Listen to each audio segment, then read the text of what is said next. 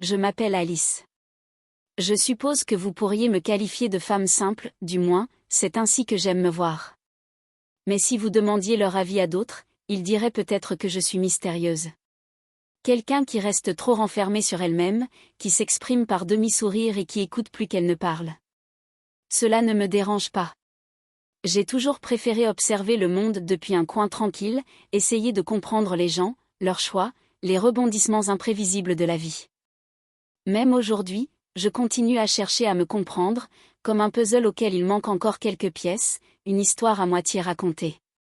Mais s'il y a une chose dont je suis certaine, c'est que je n'aurais jamais imaginé qu'un chagrin d'amour me libérerait. Que perdre la vie que je pensais vouloir me mènerait à celle qui m'était destinée depuis toujours. Voici mon histoire, une histoire d'amour et de perte, d'erreur et de seconde chance. Une histoire qui a commencé dans la douleur, mais qui m'a conduite là où je ne m'y attendais pas, vers un bonheur que je ne pensais jamais trouver. Avant de vous parler du divorce, laissez-moi vous ramener au début. J'ai grandi dans une petite ville où tout le monde se connaissait. Mes parents étaient gentils, mais stricts, ils me répétaient sans cesse d'être sage, de suivre les règles, de faire profil bas et de travailler dur. C'est donc ce que j'ai fait. Je n'étais ni la fille la plus bruyante de l'école, ni la plus jolie de la classe, mais j'étais stable, fiable, le genre de personne sur laquelle on pouvait compter. Quand j'ai rencontré Tom, j'avais 22 ans. Il était charmant, avec son grand sourire et son caractère extraverti. Il est entré dans le restaurant où je travaillais, a commandé un café et a commencé à me parler comme si nous nous connaissions depuis toujours. Je n'étais pas habituée à cela, à ce que quelqu'un m'accorde toute son attention, comme si j'étais la seule personne au monde. C'était excitant, comme si j'étais entrée par hasard dans un film. Il avait 5 ans de plus que moi et dégageait une assurance qui me rassurait. Je suis très vite tombée amoureuse. Nous nous sommes mariés 2 ans plus tard. Rien de somptueux, une petite cérémonie à la mairie, quelques amis, un peu de famille. Je portais une robe blanche toute simple que j'avais cousue moi-même, Tom, un costume un peu trop serré aux épaules. On en a ri. À l'époque, on riait de beaucoup de choses. Je pensais avoir trouvé le bonheur éternel, comme dans les contes de fées que ma mère me lisait petite. Mais la vie n'est pas un conte de fées, n'est-ce pas? Elle est bien plus compliquée. Les premières années, tout allait bien. Tom travaillait comme mécanicien, je gardais mon emploi au restaurant. Nous louions une petite maison avec une balancelle sous le porche, et je m'y asseyais le soir pour rêver à la vie que nous allions construire, des enfants peut-être, un chien, un jardin plein de fleurs. Tom rentrait couvert de graisse, m'embrassait sur le front. Ce n'était pas parfait, mais c'était à nous. Puis, petit à petit, les choses ont changé. Au début, c'était subtil, presque imperceptible, comme un changement de vent avant la tempête. Je ne saurais pas dire le moment exact où tout a commencé à se dégrader, c'est comme essayer d'attraper de la fumée à main nue. Un jour, Tom était l'homme qui me tenait la main dans les foules, qui traçait des cercles paresseux sur mon dos pendant que je préparais le dîner. Le lendemain, il était devenu un étranger qui s'éloignait inexorablement. Malgré tous mes efforts pour le retenir, je n'y parvenais pas. Il rentrait plus tard, prétextant des heures supplémentaires. Je le croyais, parce que je voulais le croire, parce que la vérité me semblait trop dure à affronter. Les nuits tardives sont devenues des appels sans réponse, les appels sans réponse, des excuses qui ne tenaient plus la route. Bientôt, la chaleur de notre foyer s'est dissipée comme le brouillard au soleil du matin, ne laissant qu'un espace froid et vide. Les disputes ont commencé petites, à peine des vagues. Puis les vagues ont grossi, et nous nous sommes retrouvés submergés. Les mots sont devenus des armes tranchantes. Jusqu'à ce que nous renoncions complètement à parler. Le silence s'est installé, comme la poussière sur des meubles oubliés. Il a cessé de m'embrasser sur le front, de chercher ma main. Son regard avait changé. Et ce qui m'effrayait le plus, c'est que je ne me souvenais plus de la dernière fois où il m'avait vraiment regardé.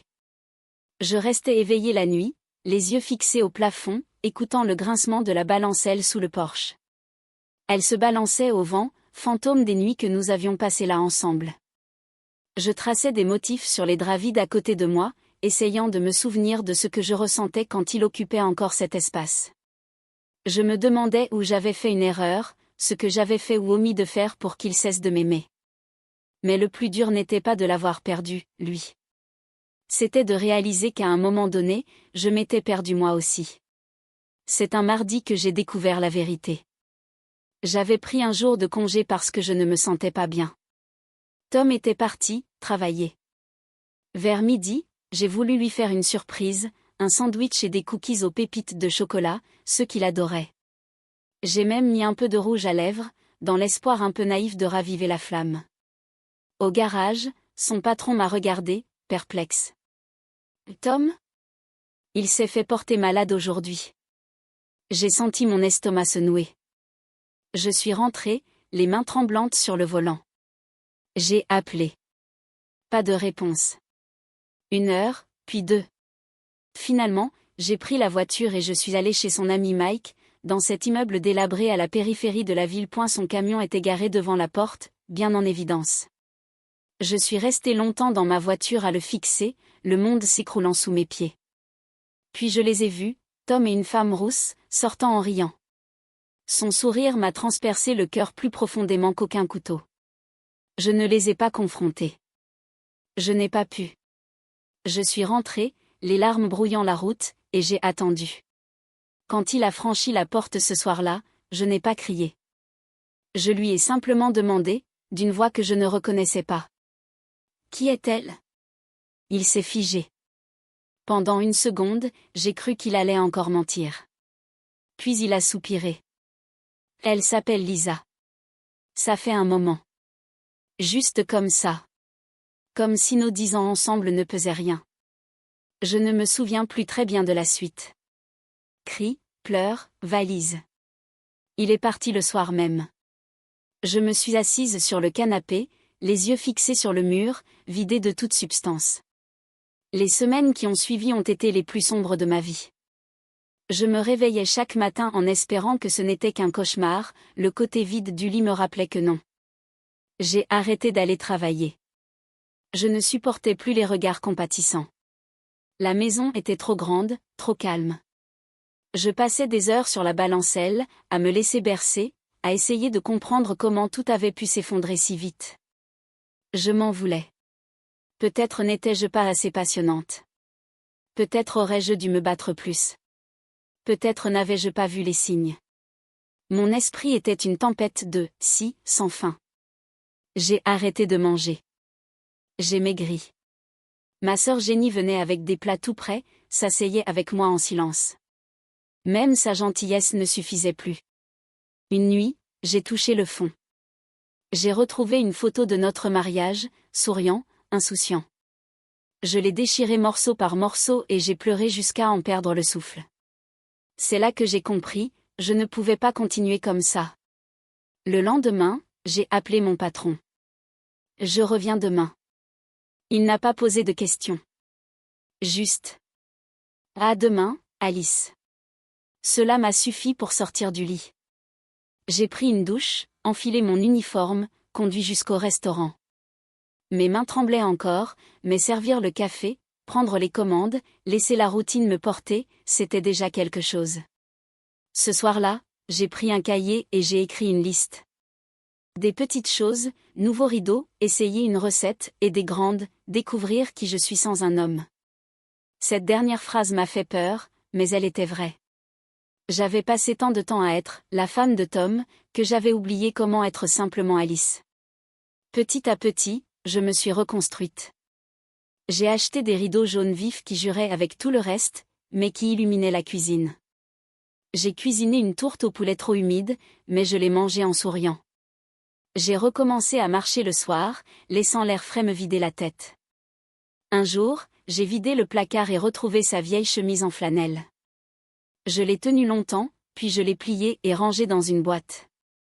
Pas pour l'effacer. Pour lâcher prise. Jenny m'a traînée à un club de lecture.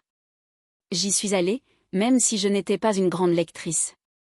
Les femmes étaient bruyantes, drôles, elles ne me forçaient pas à parler. L'une d'elles, Sarah, est devenue mon amie.